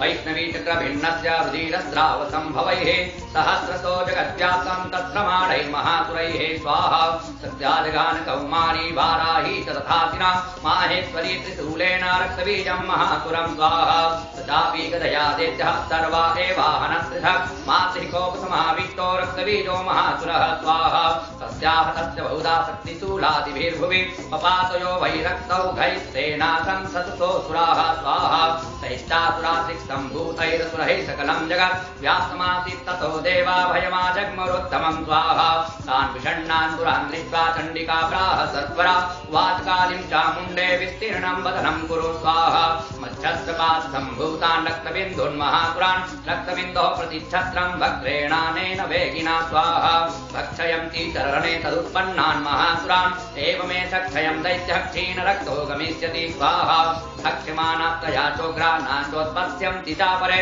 इत्युक्ता तां ततो देवी शूलेनाभिजघानतां स्वाहा मुखेन कालिजगृहे रक्तबीजस्य शोणितम् ततो सा वाजघानाथ गतया तत्सचण्डिकां स्वाहा न चास्या वेदनां चक्रे कदा पातोऽल्पिकामपि तस्याः तस्य देहात्तु बहुसूत्रावशोणितं स्वाहा यतस्ततस्तद्वक्त्रेण चामुण्डा सम्प्रतिच्छति मुखे समुद्गता यद्या रक्तपातान् महासुराः स्वाहा तांशकाधात चामुण्डा पपौ तस्य च शोणितम् देवी शूलेन वज्रेण बाणैरस्तिभिरष्टिभिः स्वाहा जघानरक्तबीजम् तम् चामुण्डापीतशोणितम् तपपातमही पृष्ठे तत्सङ्गतमाहतः स्वाहा नीरक्तस्य महीपाल रक्तबीजो महाग्रह ततस्ते हर्षवतु भारतमतुला वा पुष्टि तथा नृपः स्वाहा तेषां मातृगणो जातो ननर्दा सिंहमदोत्थतः ॐ स्वाहा बोलिए जगदम्बे मात की जय। अथ नवमोऽध्यायः ॐ बन्धुककाञ्चननिभं रुचिराक्षमालां पाशाङ्कुशौ च वरदां निजबाहुदण्डैः बिभ्राणमिन्दुसकलां भरणं त्रिनेत्रम् अर्धाम्बिके समनितां वपुरात्रयामि। बोलिए जगदम्बे मात की जय। ॐ राजोवाच विचित्रमिदमाख्यातं भगवन् भवता मम देव्याश्चरितमाहात्म्यं रक्तबीजवधाश्रितम् भूयश्चेत्याम्यहं द्रोतुं रक्तबीजे निपातिते चकारतुम्भो यत्कर्माणि सम्भश्चातिकोपनः ऋषिरुवाच चकारकोपमतलं रक्तबीजे निपातिते शुम्भासुरो न शुम्भश्च हते स्वर्णेषु चाहवे हन्यमानं महासैन्यं विलोक्यामर्षमुद्वहन् अभ्यधावन्निशुम्भोदा मुख्यया सुरसेनया तस्यागतस्तथा पृष्ठे पार्थयोश्च महासुराः सन्दष्टोष्ठपुटाः क्रुद्धाः हन्तुं देवीमुपाययोः आजगाम महावीर्यः शुम्भोऽपि स्वबलैर्वृतः निहन्तुं चण्डिकां कोपात् कृत्वा युद्धं तु मातृभिः ततो युद्धमतीवासीत् देव्या शुम्भनिशुम्भयोः सर्वर्षमतीवोग्रं मेघयोरिव वर्षतोः चिच्छेदास्तां छरास्ताभ्यां चण्डिका सहस्रोत्तरैः ताडयामास ताङ्गेषु शत्रौघैर्सुरेश्वरौ स्वाहा निशुम्भो निस्तं खड्गं चर्मजादाय सुप्रभम् अताडयन्मूर्धनिं सिंहं देव्या वाहनमुत्तमं स्वाहा ताडिते वाहने देवी क्षूरप्रेणातिमुत्तमं निशुम्भस्यासु चिच्छेद धर्मचाप्यस्य चन्द्रकं स्वाहा छिन्ने चर्मणि खड्गे च शक्तिं चिक्षेपसोऽसुरः तामप्यस्तुधा चक्रे चक्रेणाभिमुखागतां स्वाहा कोपादमातो निशुम्भोऽथ शूलं जग्राह दानवः आयातं मुष्टिपातेन देवी तस्याप्यचूर्णयत् स्वाहा आविद्याद्गधां सोऽपि चिक्षेप चण्डिकां प्रति सापि देव्यातिशूलेन भिन्ना भस्वत्वमागता स्वाहा ततः परशुहस्तं तमायान्तं देस्य पुङ्गवम् आहत्य देवी बाणं गैर्पातेत भूतले स्वाहा तस्मिन् निपतिते भूमो भिन्निशुम्भे भीमविक्रमे भ्रातर्यतीव संक्रुद्धः प्रयोऽहं त्वमम्बिकां स्वाहा सौरथस्थस्थात्युच्चैर्गृहीत परमायुधैः भुजेरष्टाभिरतुलैर्व्याप्याते सम्बभौ नभः स्वाहा समायान्तं समालोक्य देवी शङ्खमवादयत् ज्याशब्दं चापि धनुषश्चकारातीव धूर्तं स्वाहा पूरयामास ककुभो निजघण्टास्वनेन च समस्तदैत्यसैन्यानां तेजोवधविधायिना स्वाहा ततः सिंहो महानाद्यैत्याजीते महामदेः पूरयामास गगनं गां तथैव दिशो दधा स्वाहा ततः काली समुत्पत्य गगनं क्षमामताडयत् कराभ्यां तन्निनादेन प्राक्ष्वनास्ति तिरोहिताः स्वाहा अट्टाट्टः समशिवं सीवदूती चकारः अहिसप्तेरसुरास्त्रेषु शुम्भकोपं परं ययौ स्वाहा दुरात्मस्तिष्ठतिष्ठेति व्याजहाराम्बिका यदा तदा जयेच्च भीतं दैवैराकाशु संस्थितैः स्वाहा शुम्भेनागत्या शक्तिर्मुक्ता ज्वालातिभीषणा आयन्ति वह्निकूटाभासा निरस्ता महोल्कया स्वाहा सिंहनादेन शुम्भस्य व्याप्तं लोकत्रयान्तरं निर्घात्तनिस्वनो घोरो जितवान् वनीपदे स्वाहा शुम्भमुक्तां चरां देवी शुम्भस्रसहितां चरान् चिच्छेदस्वसरैरुग्रहैस्ततसोत्थः स्वतः स्वाहा ततः सा चण्डिका क्रुद्धा शूलेन विजघानतं स तदाभ्यतो भूमौ मूर्छितो निपपातः स्वाहा ततो निसम्भः सम्प्राप्य चेतनामात्रकार्मुकः आजघानसरैर्देवीं कालीं केसरिणं तथा स्वाहा पुनश्च कृत्वा बाहूनामयुतं जम्जेश्वरः चक्रायुधेन दितिजच्छादयामास चण्डिकां स्वाहा ततो भगवती क्रुद्धा दुर्गा दुर्गतिनाशिनी चिच्छेदतानि चक्राणि सहस्राणिकांस्तान् स्वाहा ततो निशुम्भो वेगेन गदामाधाय चण्डिकाम् अभ्यधावत वेहन्तुं दैत्यसेना समावृतः स्वाहा तस्या पतत एवासु गदां चिच्छेद चण्डिका खड्गेन शतधारेण शतशूलं समादरे स्वाहा शूलहस्तं समायां तं निशुम्भमराधनम् हृदि विव्यापशूलेन वेगाविद्धेन चण्डिका स्वाहा विनस्य तस्य शूलेन हृदयान्नि स्थितो परः महाबलो महावीर्यस्तिष्ठेऽस्ति पुरुषो वदन् स्वाहा तस्य निष्कामतो देवी प्रहस्य वद्वन्वत्ततः शिरश्चिच्छेद खड्गेन ततो सावपतद्भुवि स्वाहा ततः सिंहश्च खादोग्रं दष्टाक्षुण्ण शिरोधरान् असुरास्तांस्तथा काली शिवदूती तथा परां स्वाहा कौमारी शक्तिनिर्भिन्नः केचिन्ने सुरमहासुराः ब्रह्माणि मन्त्रभूतेन तो येनान्ये निराकृताः स्वाहा माहेश्वरी त्रिशूलेन भिन्नः पेतुस्तथा परे वाराहि कुण्डघातेन केचिच्चूर्णीकृता भुवि स्वाहा खण्डं खण्डं च चक्रेण वैष्णव्यादानवः कृताः वज्रेण चैन्द्रियहस्ताग्रा विमुक्तेन ततः परे स्वाहा केचिद्विनेश्वरासुरः केचिन्नष्टा महाहवा भक्षिताश्च परे काली शिवदूती मृगाधिपैः ॐ स्वाहा। बोलिए जगदम्बे मात की जय। अथ दशमोऽध्यायः। ॐ उत्तप्त हेमरुचिरां रविचन्द्रवह्निः नेत्रां धनुस्तरयुतां कुशपाशशूलम् रम्यैर्भुजैश्च ददतीं शिवशक्तिरूपां कामेश्वरीं हृदि भजा मिधृतेन्दुलेखाम्। ॐ ऋषिरुवाच स्वाहा निशुम्भं निहतं दिष्टाभ्रातनं प्राणसंमितं हन्यमानं बलं चैव शुम्भः क्रुद्धो ब्रवीध्वजः स्वाहा बलाबले पात्कुष्ठे त्वं मा दुर्गे गर्वमावह अन्यासं बलमाश्रित्य युध्यसे यातिमानिनी स्वाहा। देव्युवाच स्वाहा एकैवाहं जगद्रक्षा द्वितीया काममापरा अस्यैका दुष्टमय्येव विसन्त्यो मद्विभूतयः स्वाहा। तथा समस्तास्ता देव्यो ब्रह्माणि प्रमुखालयम् तस्या देव्यास्तनो जग्मूरैकैवासीत्तदाम्बिका स्वाहा। देव्युवाच स्वाहा अहं विभूत्या बहुभिः रूपैर्यदा स्थिता तत्सन्भ्रतं मयैकेव तिष्ठाम्याजौ स्थिरो भव स्वाहा।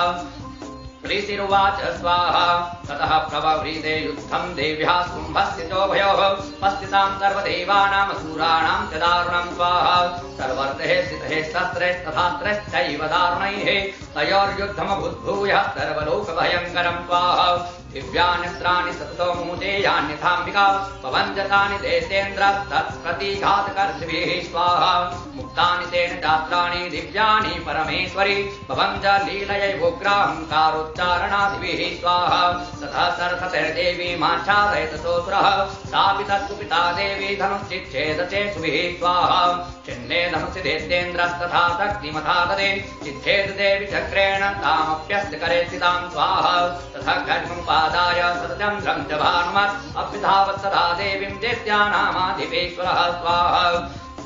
तस्याः पतत एवासु खड्गं चिच्छेद चण्डिका धनुर्मुग्धे स्थिते बाणैर्चार्मचार्ककरामलं स्वाहा। हतास्वहस्तदादित्यच्छिन्वधन्वा विशार्चिः जग्राहमुग्रं घोरम् अम्बिकानि धनोद्यतः स्वाहा। चिच्छेदापततस्तस्यामुग्रं निशतैस्तरेः तथापि सोऽप्यधावत्तां मुष्टिमुद्यम्य वेगवान् स्वाहा। समुष्टिं पातयामास हृदये दैत्यपुङ्गवः देव्यास्तं चापि सा देवी तलेनोरस्य ताडयत् स्वाहा। फलप्रहाराभिहतो निपपात महीतले स दैत्यराज सहसा पुनरेव तथोत्थितः स्वाहा उत्पत्त्य प्रगृह्यैर्देवीं गगनमास्थितः तत्रापीशानिराधारा युधे तेन चण्डिका स्वाहा नियुद्धं खेतदादित्यश्चण्डिका च परस्परं चक्रतुः प्रथमं सिद्धा मुनिविस्मयकारकं स्वाहा ततो नियुद्धं सुचिरं कृत्वा तेनाम्बिकासः उत्पात्य भावयामास क्षिक्षेप धरणीतले स्वाहा स क्षिप्तो धरणीं प्राप्य मुष्टिमुद्यम्य वेगितः अप्यधावत दुष्टात्मा चण्डिकानीधनेच्छया स्वाहा समायां तं ततो देवी सर्वदैत्यजनेश्वरं जगत्यां पादयामास भित्त्वा शूलेन वक्षति स्वाहा जगदासु पवातोर्व्यां देवी शूलाग्रवीक्षतः चालयन् सकलां पृथ्वीं साधिद्वीपां च पर्वतां स्वाहा ततः प्रधन्नमखिलं हते तस्मिन् दुरात्मने जगत्स्वास्थ्यमतीवाप निर्मूलं च भुवन्नभः स्वाहा उत्भासमेघातोल्काये प्रागासंस्थे समयं ययुः सरितो मार्गवाहिन्यस्तथा संस्तत्र पादते स्वाहा ततो देवगणाः सर्वे हर्षनिर्भरमानसाः बभूवुर्निहते तस्मन् गन्धर्वाललितं जगुः स्वाहा अवादयस्तदेवान्ये नन्दितुश्चाप्तरोगणाः बहुपुण्यस्तथा वातः सुप्रभो बुद्धिवाकरः स्वाहा जद्दुलुश्चाग्निहस्तान्तहस्तान्ताधीक्षणीश्वरः ओम स्वाहा। बोलिए जगदम्बे मात की जय। अथ एकादशोऽध्यायः।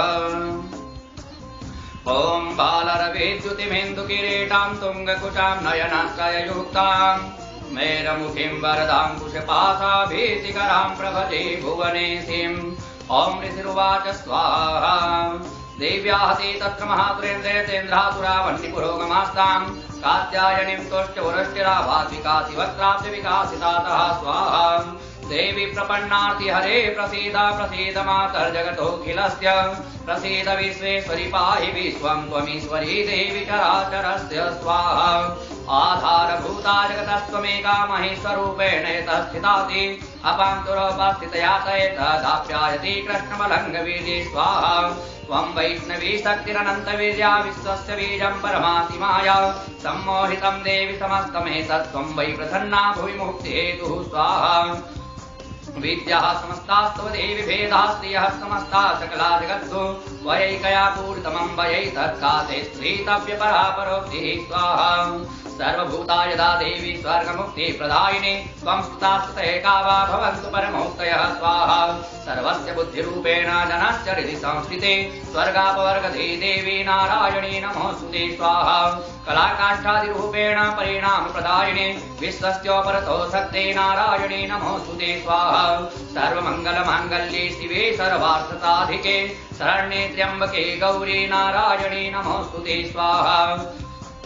सृष्टिस्थिति विनाशानां शक्तिभूते सनातने गुणाश्रये गुणवये नारायणी नमोऽस्तुते स्वाहा। शरणागत दीनार्थ परित्राणपरायणे सर्वस्यार्ति हरे देवी नारायणी नमोऽस्तुते स्वाहा। हंसयुक्तमानास्ते ब्रह्माणि रूपधारिणे कलसां भक्षरिके देवी नारायणी नमोऽस्तुते स्वाहा।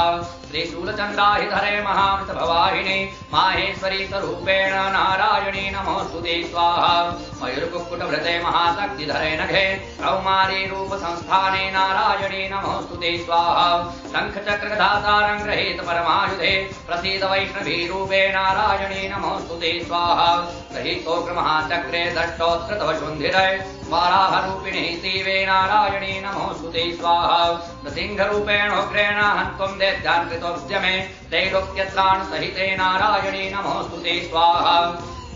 किरीटिनि महाभद्रे सहस्रनयनोज्ज्वले वृत्रप्राणहरे चैन्द्री नारायणी नमोऽस्तुते स्वाहा। शिवदूती स्वरूपेण हतदैत्य महाबले घोररूपे महारावे नारायणी नमोऽस्तुते स्वाहा। दंष्ट्राकरालवदने शिरोमालायुभूषणे चामुण्डे मुण्डमथने नारायणी नमोऽस्तुते स्वाहा। लक्ष्मीलज्जे महाविद्ये श्रद्धे पुष्टि स्वधे ध्रुवे महारात्रि महाविद्ये नारायणी नमोऽस्तुते स्वाहा। मेधे सरस्वती वरे भूति वाभृति तामसी नियते त्वं प्रसिद्धेशे नारायणी नमोऽस्तुते स्वाहा। सर्वस्वरूपे सर्वेशे सर्वशक्ति समन्विते भयभ्यस्त्राहिनो देवी दुर्गे देवी नमोऽस्तुते स्वाहा। एतत्ते वदनं सौम्यं लोचनत्रयभूषितं पातु नः सर्वभीतिभ्यः कात्यायनी नमोऽस्तुते स्वाहा। ज्वालाकरालमत्युग्रामशेषासुरसूदनं त्रिशूलं पातु नो भीतिर्भद्रकाली नमोऽस्तु ते स्वाहा तेजस्तेजांसि स्वनेना पूर्या जगत् सा घण्टा पातु नो देवी पापेभ्यो न स्तुतानि व स्वाहा असुरात्रिग्वता पङ्कजाचितस्ते करोज्वलः शुभाय खड्गो भवतु चण्डिके त्वां नता वयं स्वाहा रोगान् शेषान् वहन्ति तुष्टारुष्टातु कामान् सकलान् स्वामाश्रितानां न विपन्नराणां स्वामाश्रिताय त्रयतां प्रयान्ति स्वाहा एतत्कृतं यत्कथनं त्वयाद्य धर्मद्विषां देवी महासुराणां रूपैरणेकै बहुधात्ममूर्तिं कृत्वाम्बिके तत्र करोति कान्या स्वाहा विद्यासु शास्त्रेषु विवेकदीपे स्वार्थेषु वाक्येषु जगात्वदन्न ममत्वकर्तीति महान्धकारे विप्रामयत्ते तदतीव विश्वं स्वाहा रक्षांसि यत्रोग्रविशासनाङ्गा यत्रारयोधस्तु बलानि यत्र सावानलो यत्र तथास्ति मध्ये तत्र स्थिता त्वं परिपासि विश्वं स्वाहा विश्वेश्वरि त्वं परिपासि विश्वं विश्वात्मिका धारयसीति विश्वं विश्वेषु वन्द्या भवति भवन्ति विश्वाश्रयायेश्वरि भक्तिनम्रः स्वाहा देवी प्रसीद परिपालयनो निभीते नित्यं यथा सुरवधादुनैव सत्यः पापानि सर्वजगतां प्रथमं नयासु उत्पादपाकजनितां महोपसर्गां स्वाहा प्रणतानां प्रतिद्धत्वं देवी विश्वातिहारिणी त्रैलोक्यवासनामिते लोकानां वरदा भव स्वाहा देव्योवाच स्वाहा वरदाहं दुर्गणावरं यन्मनसेच्छत तं वृणुद्धं प्रयच्छामि जगतामुपकारकं स्वाहा देवा ऊचुः स्वाहा सर्वा बाधा प्रशमनं त्रैलोक्यस्याखिलेश्वरी एवमेव त्वया कार्यमस्मद्वैर्विनाशनं स्वाहा देव्योवाच स्वाहा वैवस्वतेन्तरे प्राप्ते अष्टाविंशतिमे युगे शुम्भोऽनुशुम्भश्चैवान्या उत्पत्स्येते महासुरौ स्वाहा नन्दगोपग्रहे जाता यशोदा गर्भसम्भवा ततस्तौ नाशयिष्यामि विन्ध्याचलनिवासिनी स्वाहा पुनरप्यतिरोधेन रूपेण पृथिवीतले अवतीर्य हनिष्यामि वैप्सितां सुदानवान् स्वाहा भक्ष्यन्त्याचितानुग्रान् वैप्रचित्तान् महासुरान् रक्तादन्ता भविष्यन्ति दाडिमे कुसुमोपमाः स्वाहा ततो मां देवताः स्वर्गे मर्त्यलोके च मानवाः स्तुवन्तो व्याहरिष्यन्ति सततं रक्तदन्तिकां स्वाहा भूयश्च तद्वार्तिक्यामनावृष्ट्यामनं भते मुनिभिः संस्था भूमौ संव्यविष्याम्ययो निजा स्वाहा ततः ततेन नेत्राणां निरीक्षिष्यामि यन्मुनीन् कीर्तिष्यन्ति मनुजः तदाक्षीमेति मां ततः स्वाहा ततोऽहमखिलं लोकमात्मदेह समुद्भवैः भरिष्यामि सुरः साकेराविष्टेः प्राणधारकैः स्वाहा साकम्भरीति विख्यातिं तदा यस्याम्यहं भुवि तत्रैव तवधिष्यामि दुर्गमाख्यं महासुरं स्वाहा दुर्गादेवीति विख्यातं तन्मे नाम भविष्यति पुनश्चाहं यदा भीमं रूपं कृत्वा हिमाचले स्वाहा रक्षांसि भक्षयिष्यामि मुनीनां त्राणकारणात् तदा मां मुनयः सर्वे स्तुत्यन्त्यानम्रमूर्तयः स्वाहा भीमादेवीति विख्यातं तन्मे नाम भविष्यति यदा नक्षत्रैलोक्ये महाबाधां करिष्यति स्वाहा तदाहं भ्रामरं रूपं कृत्वा संख्येय षट्पदं त्रैलोक्यस्य हितार्थाय वदिष्यामि महासुरं स्वाहा भ्रामरीति मां लोकास्तदा स्तोष्यन्ति सर्वतः इत्थं यदा यदा बाधा दानवोत्था भविष्यति स्वाहा तदा तदा वदिष्यामि करिष्याम्यरिसंख्यम् ॐ स्वाहा बोलिए जगदम्बे माता की जय। ॐ विद्युत्तां समप्रभां मृगवती स्कन्धस्थितां भीषणां कन्याभिकरबालकेटविलसत् हस्ताभिरासेवितां हस्तैश्चक्रगदाशिखेटविशिखां चापङ्गुणां तर्जनीं बिभ्राणामनिलात्मिकां सतिधरां दुर्गां त्रिनेत्रां भजे। बोलिए जगदम्बे माता की जय। ॐ देव्युवाच स्वाहा देवीस्तवैष्मां नित्यं स्तोत्रेयः समाहितः तस्याहं सकलां बाधां नाशयिष्यामि संशयं स्वाहा मधुकैटवनाशं च महिषासुरघातनं कीर्तिष्यन्ति ये तद्वत्पदं शुम्भनिशुम्भयोः स्वाहा अष्टम्यां च चतुर्दश्यां नवम्यां चैकचेतसः श्रोष्यन्ति चैव ये भक्त्या मम माहात्म्यमुत्तमं स्वाहा न तेषां दुष्कृतं किञ्चित् दुष्कृतोत्थानचापदः भविष्यति न दारिद्र्यं न चैवेष्टवियोजनं स्वाहा शत्रुतो न भयं तस्य दस्युतो वा न राजतः न शस्त्रानलतो योगात् कदाचित्यं भविष्यति स्वाहा तस्मान्ममेतन्माहात्म्यं पठितव्यं समाहितैः श्रोतव्यं च सदा भक्त्या परं तस्कयनं हिता स्वाहा उपसर्गानशेषासु महामारी समुद्भवान् तथा त्रिविधमुत्पातं माहात्म्यं समये मम स्वाहा यत्रेतत्पठ्यते सम्यक् नित्यमायतने मम सदा न तद्विमोक्ष्यामि सान्निध्यं तत्र मे स्थितं स्वाहा बलिप्रदाने पूजायामग्निकार्ये महोत्सवे सर्वं ममेतच्चरितम् उच्चार्यं चाप्यमेव च स्वाहा जानता वापि बलिपूजां तथा कृतां प्रतिच्छिद्याम्यहं प्रीत्या वह्निहोमं तथा कृतं स्वाहा शरत्काले महापूजा क्रियते या च वार्षिके तस्यां ममेतन्माहात्म्यं श्रुत्वा भक्तिसमन्वितः स्वाहा सर्वा बाधा विनिर्मुक्तो धनधान्यसुतान्वितः मनुष्यो मत्प्रसादेन भविष्यति न संशयः स्वाहा श्रुत्वा ममेतन्माहात्म्यं तथा चोत्पत्तयः शुभाः पराक्रमं च युद्धेषु जायते निर्भयः पुमान् स्वाहा दिपवः संशयं यान्ति कल्याणं चोपपद्यते नन्दते च कुलं पुंसां माहात्म्यं मम शृण्वतां स्वाहा शान्ति कर्मणि सर्वत्र तथा स्वप्नदर्शने ग्रहपीडासु चोग्रासो माहात्म्यं शृणुयान् मम स्वाहा उपसर्गः समं यान्ति ग्रहपीडाश्च दारुणाः दुःस्वप्नं च निर्भिर्धृष्टं सुस्वप्नोपजायते स्वाहा बालग्रह विभूतानां बालानां शान्तिसत्कारकं सङ्घातभेदे जननां मेत्रीकरणमुत्तमं स्वाहा दुर्वृत्तानां शेषानां बलहानिकरं परं रक्षो भूतिपिशाचानां पठनादेव नाशनं स्वाहा सर्वं ममेतन्माहात्म्यं मम सन्निधिकारकं पशुपुष्पार्घधूपैश्च गन्धदीपैस्तथोत्तमैः स्वाहा विप्राणं भोजनैर्होमिः प्रोक्षणैर्नहर्निशम् अन्यैश्च विविधैर्भोगैः प्रदानैर्वत्तरेण या स्वाहा प्रीतिर्मे क्रियते तास्मिन् सुक्रत्सु चरिते श्रुते सुरतं हरति पापानि तथारोग्यं प्रयच्छति स्वाहा रक्षां करोति भूतेभ्यो जन्मनां कीर्तनं मम युद्धे सुचरितं यन्मे दुष्टदेश्च निवारणं स्वाहा तस्मिन् श्रुते वेदिकृतं भयं पुंसां न जायते युष्माभिः स्तुतयो याच ब्रह्मर्षिभिः स्वाहा ब्रह्मणात् कृतास्तात्सु प्रयच्छन्ति शुभां मतिम् अरण्ये प्रान्तरे वापि दावाग्निः परिवारितः स्वाहा दस्तुभिर्वावृतः शून्ये गृहीतो वापि शत्रुभिः सिंहव्याघ्रान्विघातो वावने वावनहस्तिभिः स्वाहा राज्ञा क्रुद्धेन चाज्ञप्तो बध्यो बन्धगतोऽपि वा आघूर्णितो वा भातेन स्थपोते महार्णवे स्वाहा पतस्तु चापि शस्त्रेषु सङ्ग्रामे मृतदारुणे सर्वा बाधासु घोरासु भेदनाभ्यर्थितोऽपि वा स्वाहा स्मरन् ममेतच्चरितं नरो मुच्येत सङ्कटात् मम प्रभावात् इम्भाद्यादस्य भो वैरिणस्तथा स्वाहा दूरादेव पलायन्ते स्मृतश्चरितं मम स्वाहा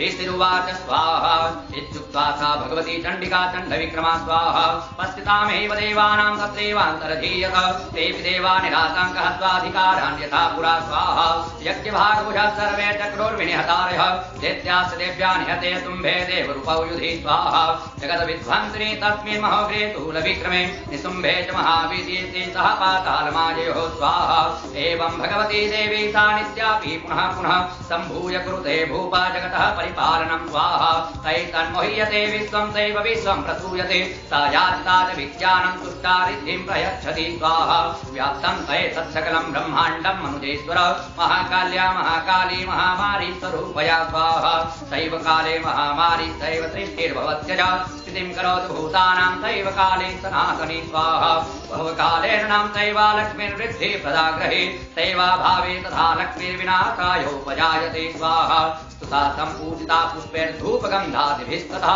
ददातिभिस्तं पुत्रां च मतिं धर्मे गतिं शुभां ॐ स्वाहा बोली जगदम्बे माता की जय। अथ त्रयोदशोऽध्यायः ॐ बालार्कमण्डलाभासां चतुर्बाहुं त्रिलोचनां पाशाङ्कुशवराभीतिर्धारयन्तीं शिवां भजे। बोले जगदम्बे माता की जय। ॐ ऋषिरुवाच स्वाहा एतत्ते कथितं भूपा देवी माहात्म्यमुत्तमम् एवं प्रभावा सा देवी ययेदं धार्यते जगत् स्वाहा विद्या तथैव क्रियते भगवद्विष्णुमायया तया त्वमैश्च तथैवान्ये विवेकिनः स्वाहा मोहीयन्ते मोहिताश्चैव मोहमेष्यन्ति चापरे तामुपेहि महाराज शरणं परमेश्वरीं स्वाहा